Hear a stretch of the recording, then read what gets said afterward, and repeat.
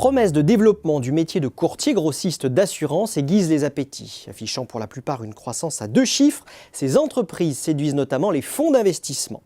Il faut dire que l'activité a bondi de 18% en 2018, après 2 années déjà excellentes.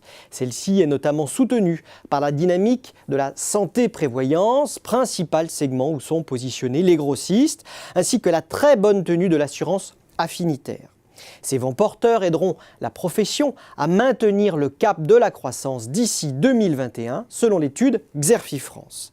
Les courtiers grossistes occupent aujourd'hui une place charnière dans la chaîne de valeur assurantielle en se chargeant du marketing, de la conception, distribution et gestion des contrats et sinistres.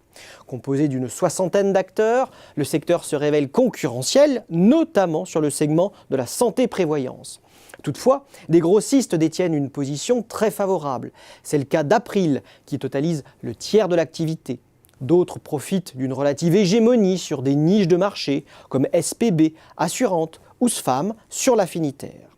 En parallèle, de nouveaux entrants émergent comme Wasari et Iseo.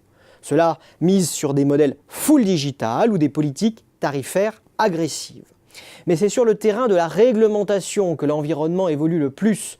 Le RGPD, la DDA, la directive sur la distribution d'assurance et Solvabilité 2 ont durci les règles du jeu dans le monde de l'assurance et accru les besoins d'accompagnement côté courtier.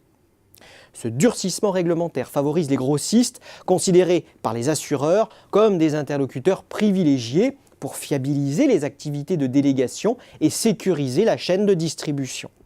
Les acteurs devront au passage repenser leur offre pour répondre aux exigences accrues des assureurs et de leurs clients.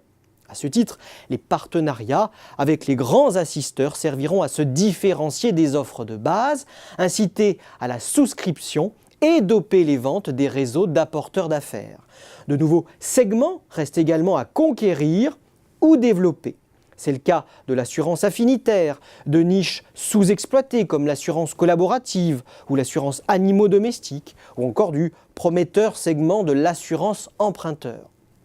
Pour lancer de nouvelles offres, les technologies du digital sont particulièrement précieuses, par exemple lorsqu'elles optimisent la gestion des parcours clients. En témoignent les multiples fonctionnalités offertes par les applications lancées par Alptis ou Soliazar. Finalement, courtiers grossistes et fonds d'investissement se sont bien trouvés, ces derniers épaulant des acteurs contraints de renouveler et digitaliser leur offre face à la menace de nouvelles formes de concurrence.